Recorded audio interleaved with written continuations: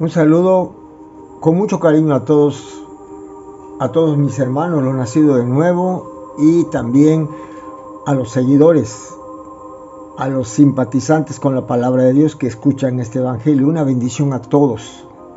Y ojalá que esta palabra sirva para que alguno pueda encontrar el camino al reino de los cielos. Bueno, vamos a continuar con Primera de Juan, capítulo 4, versículo del 3 al 4.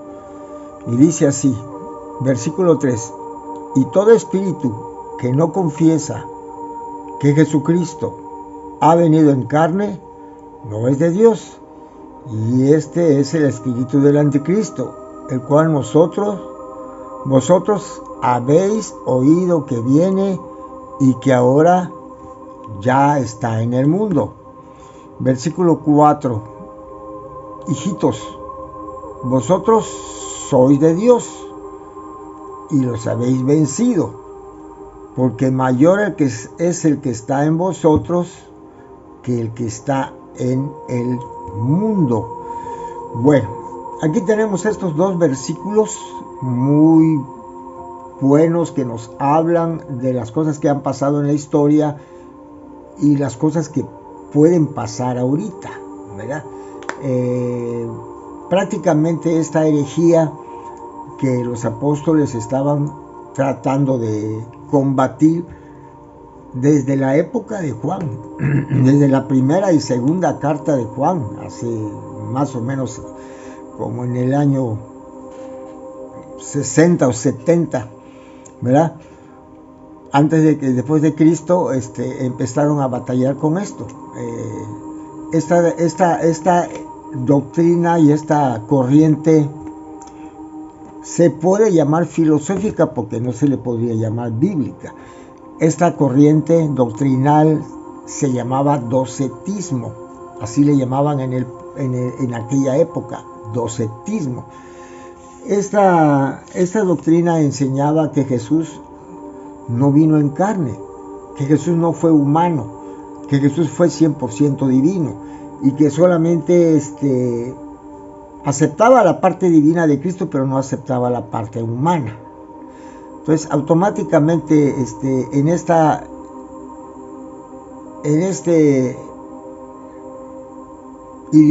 ideología que empezó a entrar y que los apóstoles, más que nada, Juan, le tocó a Juan, acuérdense que Juan fue el último de los discípulos de Jesús, fue el último de los apóstoles, le tocó combatir, y por eso dice que una persona que no enseñe que Jesús vino en carne, porque ¿cuál es la consecuencia de esto?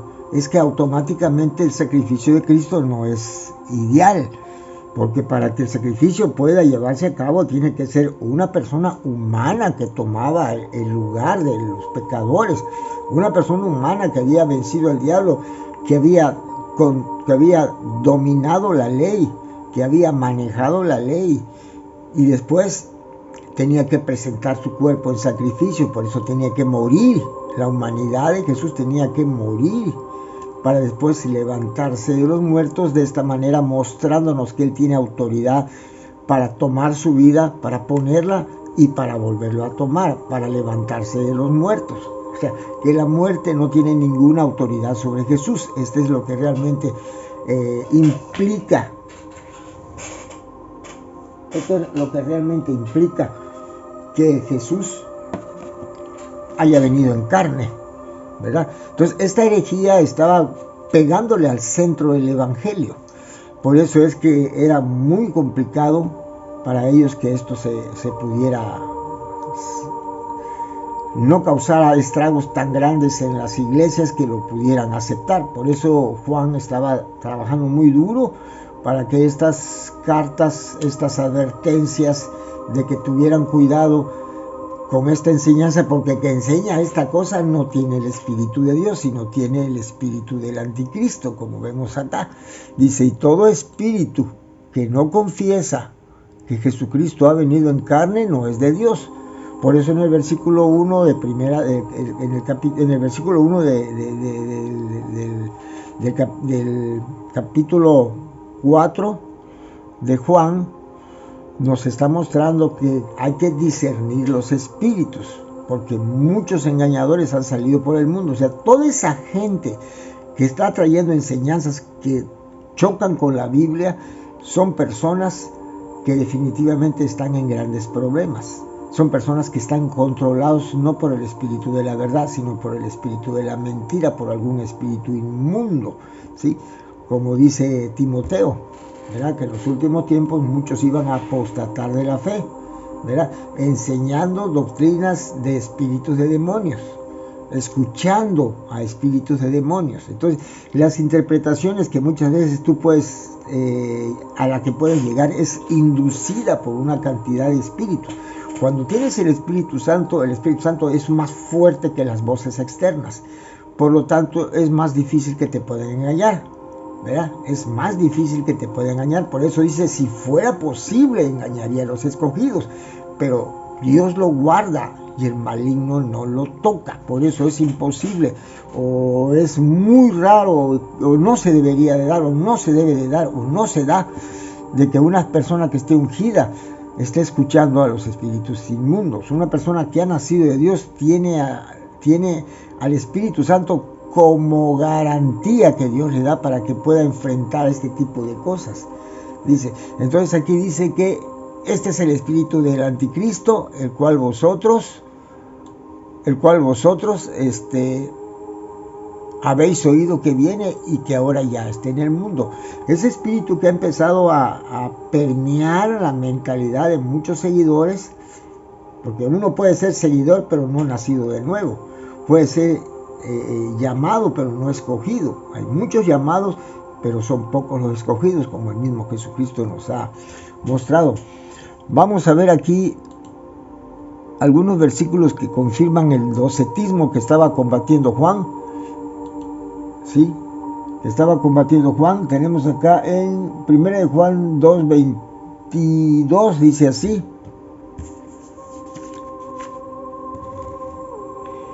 ¿quién es el mentiroso sino el que niega que Jesús es el Cristo? Este es el anticristo, el que niega al Padre y niega al Hijo.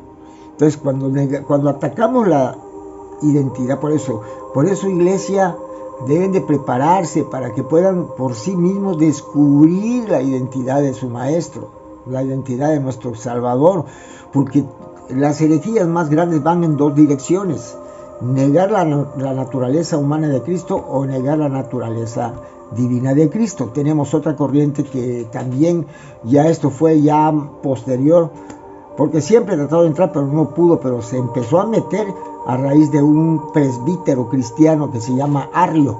Él en el año más o menos 300 y tantos, en el siglo 3 o 4, él empezó a meter la famosa doctrina arriana, que es el famoso arrianismo, que enseñaba que Jesús fue un ser celestial pero creado por Dios, y que no era consustancial con Dios, o sea que Dios y él eran de distinta naturaleza, que él tenía una naturaleza celestial pero no una divina. Por lo tanto, no eran la misma persona, no tenían nada. Él era un siervo del Padre, como un ángel, especialmente como un ángel. Y esa doctrina arriana sí se ha extendido hasta nuestros días. Lo vemos, por ejemplo, en las cátedras de los testigos de Jehová, que enseñan que Jesús es un hombre común y corriente, que es un profeta, cuando la Biblia dice todo lo contrario. Te voy a decir que esta enseñanza sí está ahorita pegando muy duro en estos lugares, cosa que la otra, yo no he escuchado alguna doctrina que niegue que Jesús vino en carne. En sus épocas, una atacó de ese lado y otra atacó del otro lado, pero al final de cuentas el centro de la herejía anda por allá.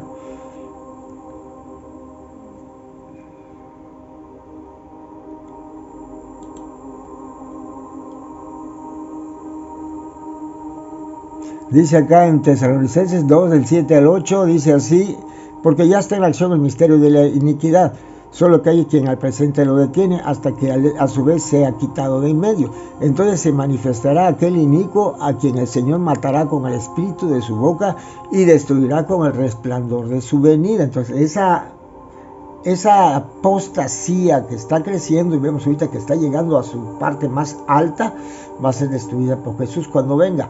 Pero mis hermanos, tengan cuidado con lo que escuchen. véanlo. Esta enseñanza desde la lección anterior, versículo 1 y versículo 2, Juan ya viene advirtiendo que tengan cuidado con esta enseñanza, ¿verdad? De alguna forma esto lo podemos ver. Y pasamos al segundo versículo. El segundo versículo es Primera de Juan, el versículo 4.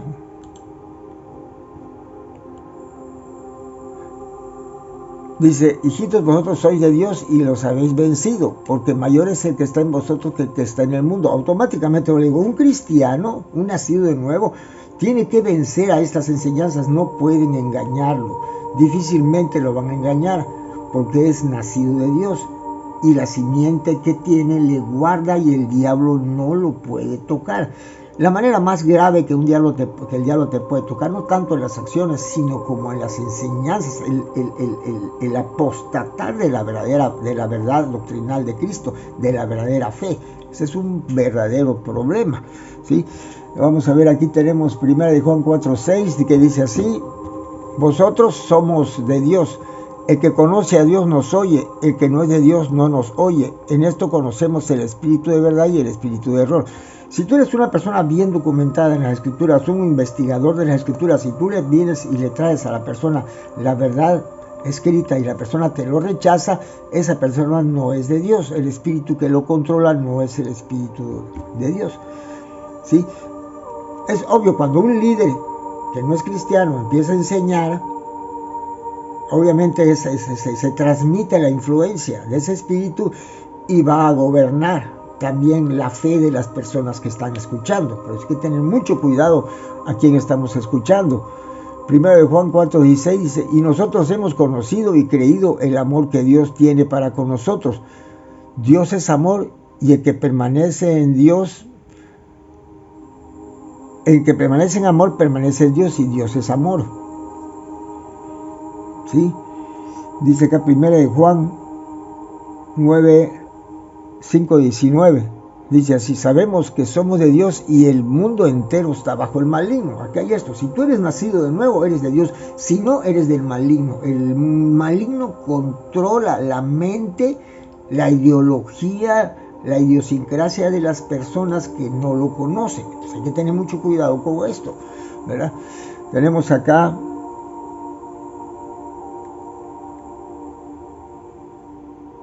acá otro pasaje que me llamó mucho la atención. Juan 10 del 28 al 30.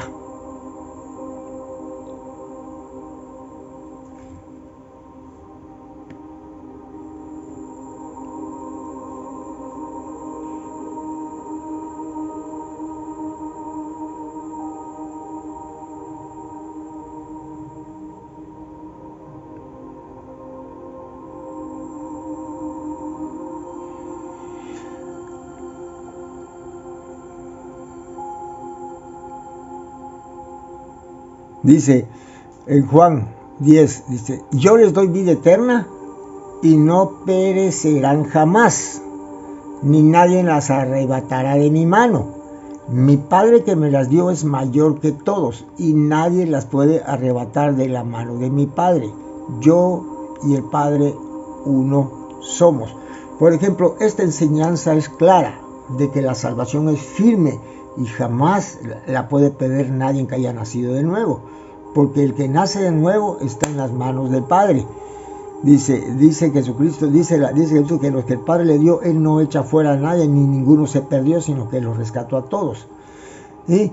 Y dice: y les doy vida eterna, y no perecerán jamás, ni nadie los arrebatará de mi mano. O sea, no perecerá, nadie les puede quitar la salvación, ni nadie los puede arrebatar. Arrebatarlo de la mano de Dios es perder la salvación.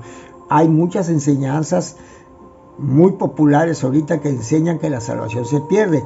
Cuidado, es una herejía, porque según Gálatas, maldito todo aquel que enseña un evangelio diferente. Y cuando una persona o un grupo de personas enseñan que la salvación se pierde, están diciendo que la salvación ya es por obra. Porque si Cristo me salva a mí por gracia, porque yo no puedo mantener ni alcanzar la salvación, es una locura pensar que yo ahora voy a sostener la salvación por mis obras. Entonces, como no puedo sostener, porque no puedo cumplir la ley, yo la voy a perder, ¿verdad? Eso contradeciría este pasaje de Jesús. Esto estaría en completa contradicción y le llamaría a Dios mentiroso. Por lo tanto, esa enseñanza es un evangelio diferente, porque automáticamente, si va a depender de mí el conservar mi salvación, entonces la salvación se convierte en obras. Porque al final de cuentas lo que yo haga va a determinar si paso o no paso. Por lo tanto, mis hermanos, nadie puede, porque la Biblia dice que el que diga que no tiene pecado, a Dios le llama mentiroso. Ojo, mis hermanos, cuidado con las enseñanzas y cuidado con lo que estamos escuchando. La salvación es perfecta y aquí tenemos la base y el fundamento. Todo el global de las doctrinas se tienen que armonizar con este pasaje. Les doy vida eterna y no perecerán jamás, ni nadie las arrebatará de mi mano. De mi mano. Mi Padre que me las dio es mayor que todos, y nadie las puede arrebatar de la mano de mi Padre. Yo y el Padre uno somos. Por eso dice, nadie las puede arrebatar de mi mano, porque el Padre que me las dio es mayor y nadie las puede arrebatar de su mano. Quiere decir que están en la mano del Padre y en la mano del Hijo. Para que alguien pierda la salvación, tiene que venir el diablo y abrirle la mano a Dios y sacárselo. Esa es una locura, es una herejía, es una mentira. Cuidado, mis hermanos, con lo que van a escuchar. Dios los bendiga a todos.